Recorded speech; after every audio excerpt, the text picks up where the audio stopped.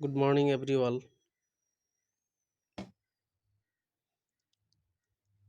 আজি হোম টেটৰ যি চিলেবাছ আছে সেই চিলেবাছ LP লেভেলৰ যিটো চিলেবাছ আছে সেই চিলেবাছ অনুযায়ী মই এনভাইৰনমেণ্টেল ষ্টাডিজৰ প্ৰথম চেপ্টাৰটো আলোচনা কৰিম। ইয়াতে দেখা পাইছে চিলেবাছ ফৰ টেট 2019। সাধাৰণতে কি হয় 19ৰ পিছত যিটো 21ত যিটো এক্সাম হৈছে একেটা চিলেবাছৰ ওপৰতে হৈছে আৰু 22ত যিটো এক্সাম হোৱাৰ সম্ভাৱনা আছে সেইটোও 2029ৰ ওপৰতে হোৱাৰ সম্ভাৱনাটো আছে, কাৰণ চিলেবাছটো প্ৰায় হেৰফেৰ নহয়েই। গতিকে ইয়াৰে প্ৰথম যিটো দেখা পাইছে children environment near and far, তাৰমানে ছাৰাউণ্ডিঙৰ কথা কৈছে। ইয়াৰ ওপৰত আছে types of environment, nature and social environment.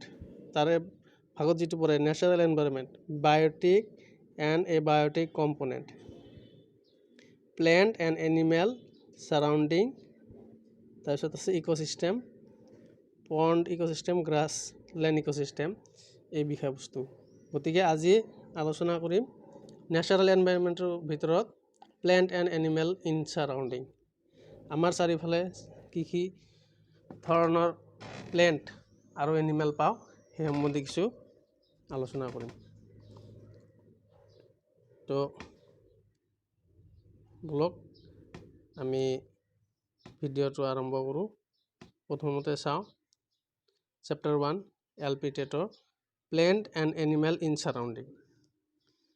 NCERT যি বুক আছে সেইমতে প্লেণ্ট এণ্ড এনিমেলৰ যি বিষয়বস্তু আছে আমাৰ চাৰিওফালে থকা, তাৰে বিশেষত্ব যিটো দেখাইছে সেইটো হ'ল adaptation.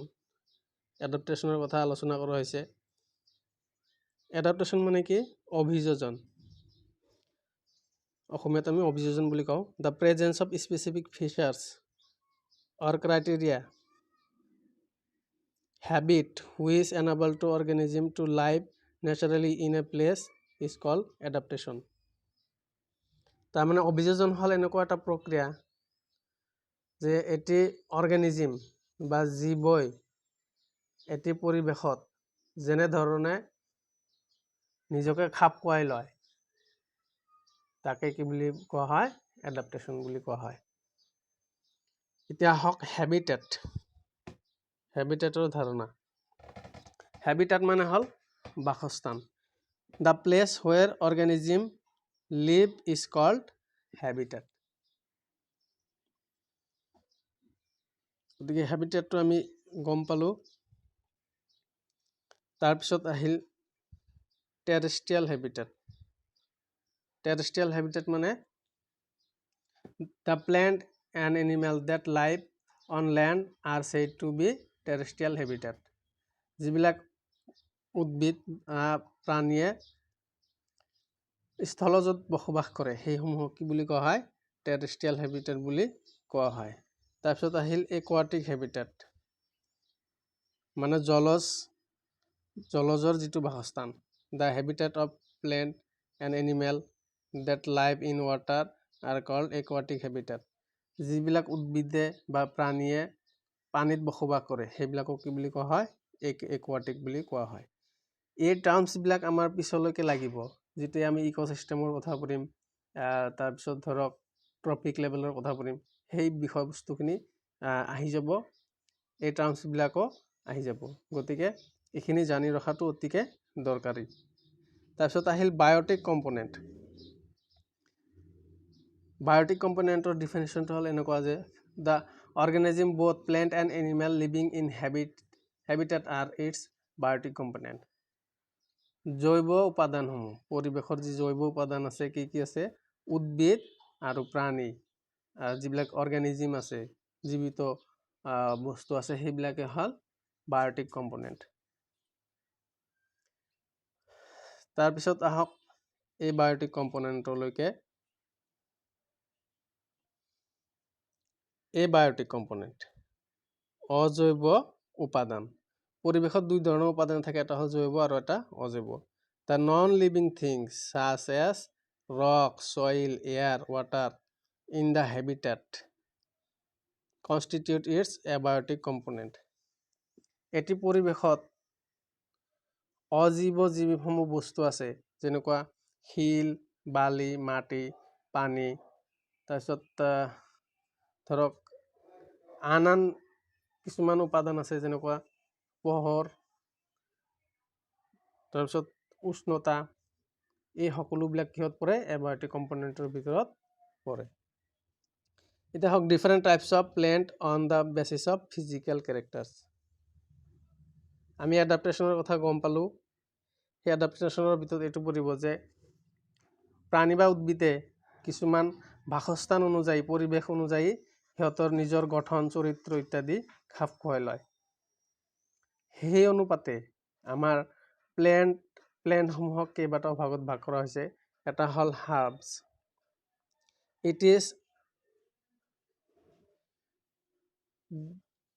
It is delicate seed-bearing plant which lack woody stem and cannot stand erect. এইবিলাক হ'ল মানে কি উদ্ভিদৰ কিছুমান চৰিত্ৰৰ ওপৰত নিৰ্ভৰ কৰি উদ্ভিদৰ শ্ৰেণী বিভাজন অৰ্থাৎ ক্লাছিফিকেশ্যন। হাৰ্বছ কোনবিলাকক ক'ম আমি? যিসকলে এই টাৰ্মছবিলাক মই ক'লোঁ, এইখিনি টাৰ্মছো আমাক আকৌ পিছলৈকে লাগিব, সেইকাৰণে এইখিনি জানি লোৱা দৰকাৰ। হাৰ্বছ মানে যিখিনি উড লেক হয়, যিবিলাক উদ্ভিদত উড নাথাকে অৰ্থাৎ কাঠ নাথাকে, বহুত ষ্ট্ৰং নহয়, সেইবিলাকক কি বুলি কোৱা হয়? হাৰ্বছ। নাম্বাৰ 2 আহিলে shrubs. It is small to medium size woody plant. Woody প্লেণ্টে হয় কিন্তু অলপ সৰু হয়, জোপোহা হয়। আমি জোপোহা বুলি কওঁ আৰু অলপ ডাঙৰ হ'ব পাৰে কেতিয়াবা, যেনেকুৱা ধৰক কটন প্লেণ্ট। কটন প্লেণ্টবিলাক কিহত পৰে? শ্ৰাবছত পৰে, ট্ৰিত নপৰে। তাৰপিছত আহিল ট্ৰি। দে আৰ ভেৰি ষ্ট্ৰং প্লেণ্ট। ট্ৰিসমূহ সাধাৰণতে কি হয়? বহুত কঠিন হয় আৰু এইবিলাকত কি থাকে? ডেড চেল থাকে, যাৰ কাৰণে কি হয়? বহুত ষ্ট্ৰং হয়, অৰ্থাৎ উড থাকে।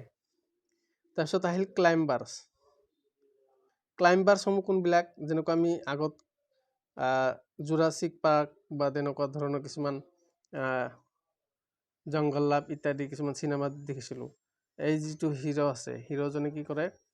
কিছুমান লতাজাতীয় গছত ধৰি পেলাই বগাই থাকে আৰু এটা গছৰ পৰা আন এটা গছলৈকে জঁপিয়ায়। চ' সেইবিলাক বহুত ষ্ট্ৰং হয়। কিছুমানত উড টাইপৰ থাকে, কিছুমানত নাথাকে, সেইবিলাক হয় ক্লাইম্বাৰ বুলি কোৱা হয়। This plant grow' readily on support or over other plant. বেলেগ বেলেগ উদ্ভিদৰ ওপৰত ইহঁতে নিৰ্ভৰ কৰি পেলাই বগাই যায় বা কিছুমানে নিজেও যায়। ক্ৰিপাৰ্ছ, তাৰপিছত আহিল ক্ৰিপাৰ্ছ। ক্ৰিপাৰ্ছ মানে মাটিত বগাই যোৱা এইবিলাক। This plant creep along the surface of the ground and spread on the ground. উদাহৰণস্বৰূপে ৱাটাৰমেলন, তাৰমানে যেনেকুৱা ধৰক কিছুমান মিঠালাও আছে, তাৰপিছত তৰমুজ আছে, এইবিলাক গছ মাটিত বগাই যায়। তাৰপিছত আহিম types of plant on the basis of life Spain. জীৱন ধাৰণৰ বয়স অনুপাতে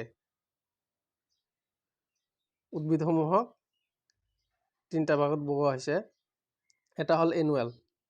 এনুৱেল মানে এবছৰে জীয়াই থাকে, ইহঁতৰ জীৱন চক্ৰটো এবছৰত শেষ কৰে, যেনেকুৱা ৰাইচ, ছানফ্লাৱাৰ, ধান খেতি, তাৰপিছত সূৰ্যমুখী ফুল ইত্যাদি। বাইনিয়েল মানে 2 বছৰ জীয়াই থাকে ইহঁতে, যেনেকুৱা ধৰক কেৰট, ৰেডিছ। ইহঁতে প্ৰথম বছৰটোত কি কৰে? নিজৰ ডাল নিজৰ পাত, কাগজটো কি হয়? ডেভেলপমেণ্ট হয়। নেক্সট ইয়াৰত কি হয়? ফুল লাগে, ফল লাগে, অৰ্থাৎ গুটিও হয়। সেইটো হ'ল বাইনিয়েল। তাৰপিছত আহিল পেৰেনিয়েল। পেৰেনিয়েলসমূহ সাধাৰণতে কি হয়? বহুত বছৰ জীয়াই থাকে, ছিড বিয়াৰিং প্লেণ্ট হয়। যেনেকুৱা ছিড বিয়াৰিং নহ'বও পাৰে, মেংগ' প্লাণ্ট, মেংগ', এইসমূহ হ'ল পেৰেনিয়েল। তাৰপিছত বিশেষ ধৰণৰ কিছুমান কি আছে? চৰিত্ৰৰ ওপৰত নিৰ্ভৰ কৰি পেলাই প্লেণ্টক আকৌ 4টা ভাগত ভগোৱা হৈছে। সেইটো হ'ল হাইড্ৰফাইট। হাইড্ৰফাইট মানে এইকেইটা হ'ল পানীত থাকে, পানীত নিজৰ জীৱনটো অভিযোজন কৰি লয়। সকলো উদ্ভিদে পানীত জীয়াই থাকিব নোৱাৰে, কিন্তু এই হাইড্ৰফাইট প্লেণ্টসমূহ কি হয় জীয়াই থাকে। যেনেকৈ লটাছ, ৱাটাৰ লিলি, এইসমূহ কি হয় পানীত জীয়াই থাকে। ইয়াৰে কিছুমান উপঙি থাকে, কিছুমান ছাবমাৰ্জ হয়, আৰু কিছুমান কি হয় ৰুটেড হয়, কিছুমান আকৌ ৰুট নোহোৱা থাকে হাইড্ৰফাইট এইবিলাক। তাৰপিছত জেৰ'ফাইট মানে হ'ল গ্ৰ'ন ইন ডেজাৰ্ট। মৰুভূমিত পানী অতিকে কম হয়, চ' তাত মৰুভূমিৰ যিবিলাক উদ্ভিদ হয় সাধাৰণতে কি হয় সেইবিলাকত কাঁইট থাকে, পাতৰ পৰিৱৰ্তে কাঁইট থাকে, আৰু ফুলসমূহ কি হয় ভাঁজ লগা ধৰণৰ হয়, যাতে স্পেচটো কমাই ৰাখে আৰু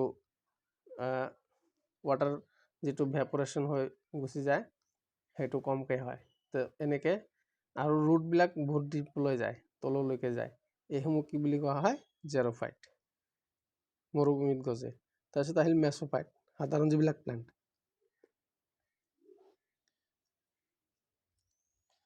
এইসমূহ কি বুলি কোৱা হয় মেছ'ফাইট, নাইদাৰ ভেৰি ড্ৰাই নৰ ভেৰি ৱেট। বহুত শুকানো নহয়, বহুত জেকাও নহয়, তেনেকুৱা ধৰণৰ ঠাইত হয়। এইবিলাক হ'ল মেছ'ফাইট। তাৰপিছত আহিল হেল'ফাইট, গ্ৰ' ইন চেলাইন চইল, মানে নিমখীয়া মাটিতহে এইসমূহ গজে সাধাৰণতে। যেনেকুৱা ধৰণৰ সাগৰৰ পাৰত, এইবিলাকক মেনগ্ৰোভ ৰিজন বুলি কোৱা হয়, মেনগ্ৰোভ প্লেণ্ট বুলি কোৱা হয়। এই প্লেণ্টসমূহ সাধাৰণতে কি হয়, মেনগ্ৰোভৰ এটা কেৰেক্টাৰ হ'ল কিছুমান মানে কি হয় গছতেই শিপা গুটিটো কি হয় গজে, জাৰ্মিনেশ্যন হয়, আৰু জাৰ্মিনেশ্যন হৈ পেলাই তলত পৰে। কাৰণ চেলাইন ৱাটাৰত কি হয় আপোনাৰ চিড জাৰ্মিনেশ্যনত বহুত অসুবিধা হয়। চ' এইখিনি গ'ল। এতিয়া আমি আলোচনা কৰিম যে প্লেণ্টৰ কি প্ৰয়োজন আছে। শিশুসকলক এইসমূহ বিষয়বস্তু তেওঁলোকক জ্ঞান দিব লাগিব যে প্লেণ্ট কিহৰ কাৰণে দৰকাৰ আমাৰ। চ' প্লেণ্ট আমাক কি কি দিয়ে, তাৰমানে why it is important in our life. Plant is important. The plant provide to human cereals, দানাজাতীয় শস্য কোনবিলাকে দিয়ে, ৰাইচ, মিলেট, হোৱেট, এইবিলাকে কি দিয়ে দানাজাতীয় শস্য দিয়ে। পালছ, দালিজাতীয় যিবিলাক উদ্ভিদ আছে সেইবিলাক কি দিয়ে আমাক প্ৰটিন জাতীয় খাদ্য দিয়ে বেছিভাগ, আৰহাৰ, মুং, হৰ্চ গ্ৰাম ইত্যাদি। কিছুমান প্লেণ্ট আছে সেইসমূহৰ ৰুটসমূহ আমি সাধাৰণতে ব্যৱহাৰ কৰোঁ, যেনেকুৱা ৰেডিছ পাচলিৰ ভিতৰত পৰে, টাৰ্নিপ, কেৰট, বিটৰুট।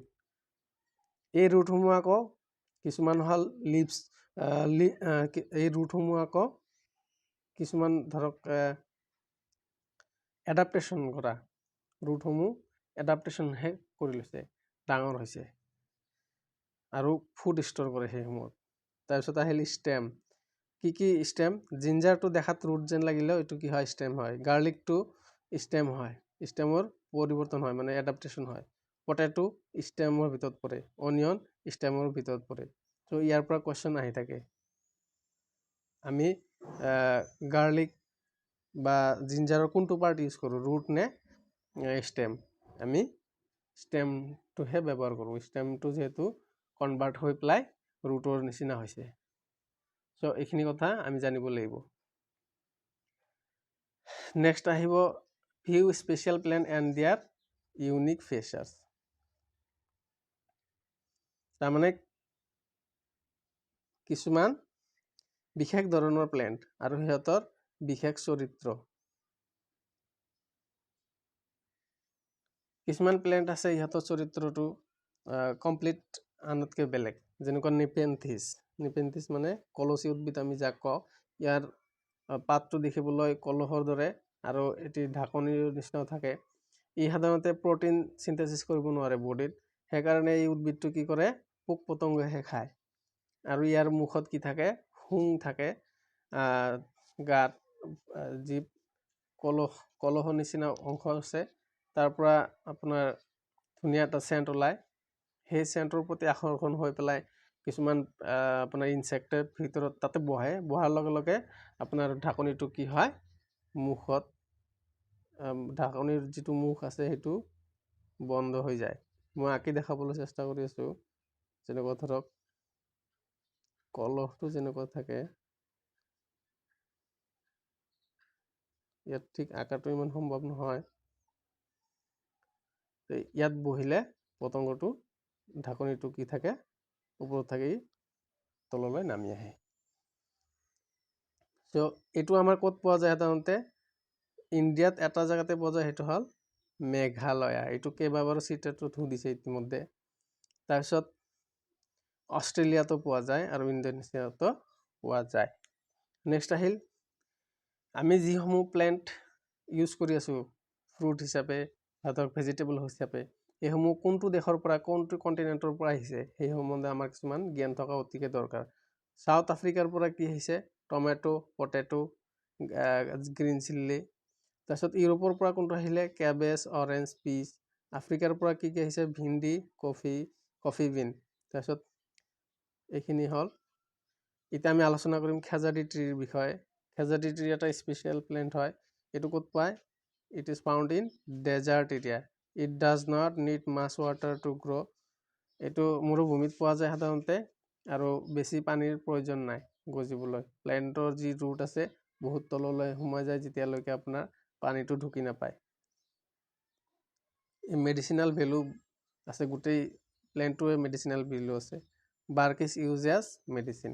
ইয়াৰ যি বাকলি আছে গছজোপাৰ, মেডিচিন হিচাপে ব্যৱহাৰ কৰে লোকেল পিপুলসমূহ। People cook and eat its fruit and leaves. Wood of this plant is not attack by insect. মানুহে কি কৰে? ইয়াৰ যি ফল মূল আছে খায়, আৰু পাতটো ইভেন কি খায়। আৰু এই গছৰ যি কাঠ আছে, কাঠৰ এটা চৰিত্ৰ হ'ল ইয়াত ইনচেক্টে আক্ৰমণ নকৰে। চ' এইখিনি আমি গম পালোঁ। তাৰপিছত আহক ডেজাৰ্টক। ডেজাৰ্টকটো কি হয়? চৰিত্ৰটো ফাউণ্ড ইন অষ্ট্ৰেলিয়া। অষ্ট্ৰেলিয়াত পোৱা যায়। It grows up to height of 12 to 15 feet above the land. মাটিৰ পৰা 15 ফুটমান ওপৰলৈ গজে। Root of this plant go' deep inside till they rich water. ইহঁতৰ যি ৰুট আছে, পানী যেতিয়ালৈকে নাপায় তেতিয়ালৈ তললৈ গৈ থাকে। Trunk of this plant has capacity to store water. ইয়াৰ যি গা গছ আছে, ঠাল ঠেঙুলি, এই ঠাল ঠেঙুলিত কি হয় আপোনাৰ? পানী ধৰি ৰখাৰ ক্ষমতা ৰাখে। Sometime local people also' use this store water to drink by placing thin pipe inside. এই যি ট্ৰাংক আছে, ইয়াত কি পাইপ সোমাই দি পেলাই পানীটো ব্যৱহাৰ কৰে কিছুমান লোকেল পিপুলে তাৰে। তাৰপিছত আহিল আপোনাৰ এনিমেলছ। এনিমেলৰ বিশেষত্বসমূহ কি, কেৰেক্টাৰ্ছসমূহ কি হয়, সেই সম্বন্ধে আমি আলোচনা কৰিম। অভিপৰাছসমূহ কি হয়? লেইছ এগ, বাৰ্ড, ৰেপটাইল, এম্ফিবিয়ান ইত্যাদি। এইসমূহ কি দিয়ে? আপোনাৰ কণী দিয়ে। তাৰপিছত আহিল ভিভিপৰাছ। ভিভিপৰাছ মানে কি? আপোনাৰ যিবিলাক এনিমেলে আপোনাৰ বাচ্চা দিয়ে, বাচ্চা জন্ম দিয়ে, ইহঁত সাধাৰণতে কি হয়? মেমেলছ হয়। মেমাৰী গ্লেণ্ড থাকে। তাৰপিছত হেয়াৰ ভিজিবল ইয়াৰ। দেহত কি থাকে? লোম থাকে, আৰু কাণটো দেখাকে থাকে, বাহিৰতে থাকে। তাৰপিছত এতিয়া আমি আলোচনা কৰিম এক্সটাৰ্নেল ফাৰ্টিলাইজেশ্যন। এই যি আমি মাছ দেখা পাওঁ, মাছসমূহ সাধাৰণতে কি হয়? এক্সটাৰ্নেল ফাৰ্টিলাইজেশ্যন হয়। অৰ্থাৎ স্পাৰ্ম আৰু অভামৰ যি মিলন হয়, এইটো বাহিৰতে হয়, আৰু তাৰ পৰাই পোৱালি জন্ম হয়। নেক্সট আহিল ইণ্টাৰনেল ফাৰ্টিলাইজেশ্যন, মানে প্ৰাণীটোৰ দেহতে ফাৰ্টিলাইজেশ্যন হয়, যৌন প্ৰজনন হয়। যেনেকুৱা ধৰক বাৰ্ড, মেমেল, ৰেপটাইল, ইহঁতে যদিও কণী দিয়ে আপোনাৰ, তথাপিও কি হয়?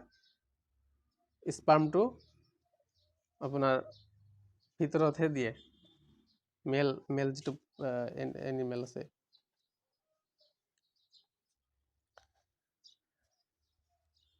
নেক্সট আলোচনা কৰিম ফিচাৰ্ছ অফ চাম এনিমেলছ। কিছুমান এনিমেলৰ চৰিত্ৰ। পিচেছ পিচেছ কোনটো ফেমিলি বা কেটেগৰীত পৰে? এই যিবিলাক মাছ আছে সিহঁতৰ বডিত আপোনাৰ কি থাকে? স্কেল থাকে। মাছসমূহ সাধাৰণতে কি থাকে? স্কেলিছ থাকে। স্কেলছ মানে আপোনাৰ যিবিলাক বাকলি থাকে। 2 চেম্বাৰ্ড হাৰ্ট হয়। হাৰ্টটো 2টা চেম্বাৰ্ড হয়। আৰু মাছ ফিছসমূহ সাধাৰণতে গিলৰ দ্বাৰা কি কৰে? আপোনাৰ অক্সিজেন লয়। নেক্সট আহিল এম্ফিবিয়ান। এম্ফিবিয়ান কি হয়? যিসমূহ আপোনাৰ এনিমেলছ প্ৰাণী কি আছে মাটিতো বসবাস কৰে, আকৌ পানীতো বসবাস কৰে। তেওঁলোকৰ 2টা লাইফ থাকে। ত' সিহঁতৰ বডিটো কেনেকুৱা? নো স্কেলছ। বডিত আপোনাৰ বাকলি নাথাকে, ইনভিজিবল ইয়াৰ্ছ, কাণটো দেখা নাপায়, 3 চেম্বাৰ্ড হাৰ্ট, 3টা চেম্বাৰ থাকে হাৰ্টৰ, ব্ৰিথ থ্ৰু গিল আৰু কেতিয়াবা লাঞ্চ এণ্ড স্কিন। কেতিয়াবা গিল মানে কাণৰ যি গিল আছে আৰু কেতিয়াবা লাঞ্চৰ দ্বাৰা আৰু কেতিয়াবা স্কিনৰ দ্বাৰাও ইহঁতে কি কৰে? আপোনাৰ ব্ৰিথিং লয়। নেক্সট আহিল ৰেপটাইল। ৰেপটাইল কেৰেক্টাৰসমূহ কি হয়? সাধাৰণতে সৰীসৃপ হেভ স্কেলিছ। গাতটো কি থাকে? স্কেলিছ। আপোনাৰ বাকলি থাকে, ইনভিজিবল ইয়াৰ, কাণটোত দেখা নাপাওঁ আমি সাধাৰণতে, ব্ৰিথ বাই লাং and it has 3 chambered heart. 3টা চেম্বাৰ্ডৰ হাৰ্ট থাকে আৰু ব্ৰিথ লয় আপোনাৰ লাংছেদি, অৰ্থাৎ উশাহ নিশাহ লয় আপোনাৰ লাংছৰ দ্বাৰা, হাওঁফাওঁৰ দ্বাৰা। It is অভিপৰাছ। অভিপৰাছ মানে কণী দিয়ে। Snake hear from the vibration coming from outside. এই ৰেপটাইলৰ ভিতৰত এটা পৰে আপোনাৰ স্নেক। স্নেকৰ কিন্তু আপোনাৰ ইয়াৰ নাই, কাণ নাই। গতিকে স্নেকে কেনেকৈ আপোনাৰ শুনে? কেতিয়াবা ভাইব্ৰেশ্যনৰ দ্বাৰা, তেওঁৰ বডিত ভাইব্ৰেশ্যনটো যেতিয়া পায় সেইটোৰ দ্বাৰা সি কি হয়? শুনিব পাৰে, মানে অনুভৱ কৰিব পাৰে। Snake has no external layer. Snake has 2 hollow teeth. 2টা hollow teeth আছে, যাক ফাং বুলি কোৱা হয়। ইট ইজ কল্ড এজ ফাং। আমাৰ ইণ্ডিয়াত কেইবা ধৰণৰ আপোনাৰ পয়জনাছ স্নেক পায়। ৱৰ্ল্ডত মুঠতে 4টা টাইপ পায়: কবৰা, ক্ৰায়ট, ৰাছেল ভাইপাৰ এণ্ড চস্কেল ভাইপাৰ। এইসমূহ হ'ল বিষাক্ত সাপ। এইসমূহ আপোনাৰ খুটিলে মানুহ মৰে সাধাৰণতে। তাৰপিছত আহিলে বাৰ্ড। বাৰ্ডৰ চৰিত্ৰসমূহ কি হয়? 4 চেম্বাৰ্ড হাৰ্ট, 4টা কোঠা থাকে হাৰ্টত। তাৰপিছত বাৰ্ডছ হেভ ফিক্সড আই। চকুটো ফিক্সড হয়, মানে একেবাৰে ফিক্সড হৈ থাকে, লৰচৰ কৰিব নোৱাৰে ইফাল সিফালে। সেইকাৰণে ইয়াৰ কি কৰে? মূৰটোহে ইফাল সিফাল, গলটোহে ইফাল সিফাল লৈ যায়। Position. So' in order to see different direction, bird move its neck in different direction. বিভিন্ন দিশত চাবৰ কাৰণে সেইকাৰণে চৰাই কি কৰে? নিজৰ ডিঙিটোহে মুভমেণ্ট কৰিব লাগে, কাৰণ চকুটো মুভমেণ্ট কৰিব নোৱাৰে, ফিক্স হৈ থাকে। তাৰপিছত নেক্সট আমি আলোচনা কৰোঁ আউলৰ বিষয়ে।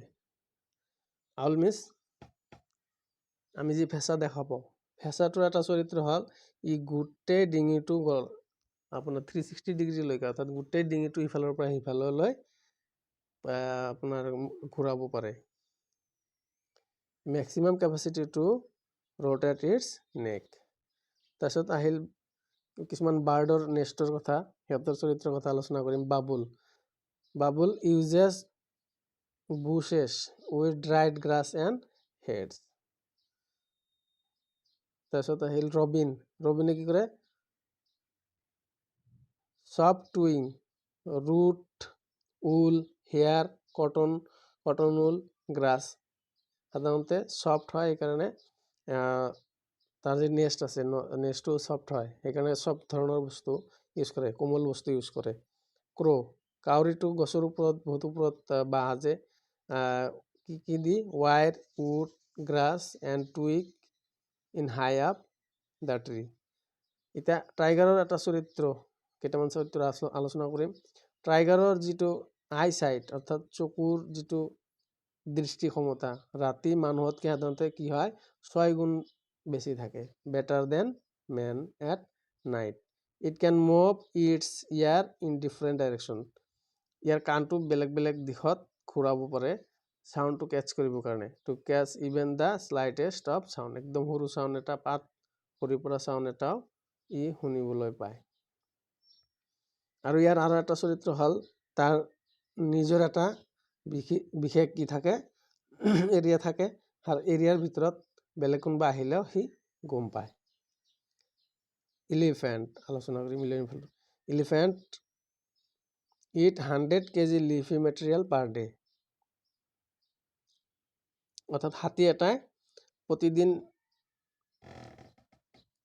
যি পাত জাতীয় পদাৰ্থ বস্তু খায়, ঘাঁহ বননি খায়, সেইসমূহ ডেইলি ওজন প্ৰায় 100 কিলো, অৰ্থাৎ মানে 100 কিলো খাদ্য খায়, ভিজা বস্তু। তাৰপিছত weight of baby elephant 90 kg at the time of birth.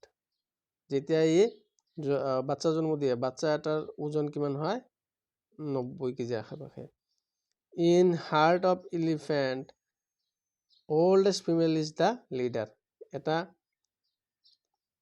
এলিফেণ্টে জাক পাতি থাকে সাধাৰণতে, তাৰে জাকৰ যিটো মুৰব্বী হয় সেইটো কি হয় oldest female, একদম বয়সীয়াল ফিমেলটো হয়।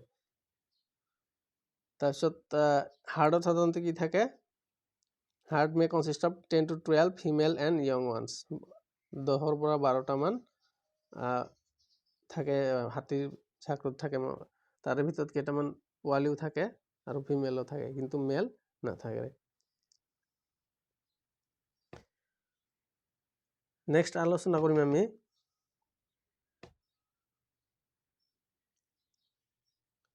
বাৰ্ডৰ বিষয়ে। আলোচনা হ'ল এলিফেণ্টৰ আলোচনা হ'ল, গতিকে ইক'চিষ্টেমৰ কথা আমি পৰৱৰ্তী সময়ত আলোচনা কৰিম। তো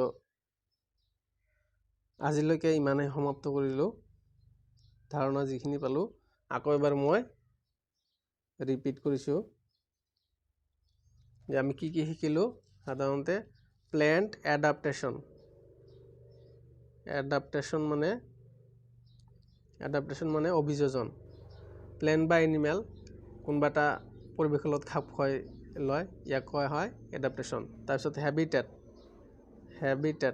হেবিটেট মানে বাসস্থান, প্ৰাণী বা উদ্ভিদৰ যি বাসস্থান। তাৰপিছত আহিল টেৰেষ্ট্ৰিয়েল হেবিটেট মানে আপোনাৰ স্থলজ বাসস্থান। একুৱাটিক হেবিটেট মানে হ'ল জলজ বাসস্থান। তাৰপিছত আহিম এটা ইক'চিষ্টেম বা এনভাইৰনমেণ্ট এটাত কি কি থাকে, বায়'টিক কম্পনেণ্ট,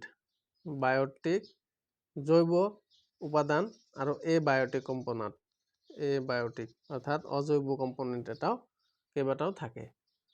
তো এইখিনি হ'ল আপোনাৰ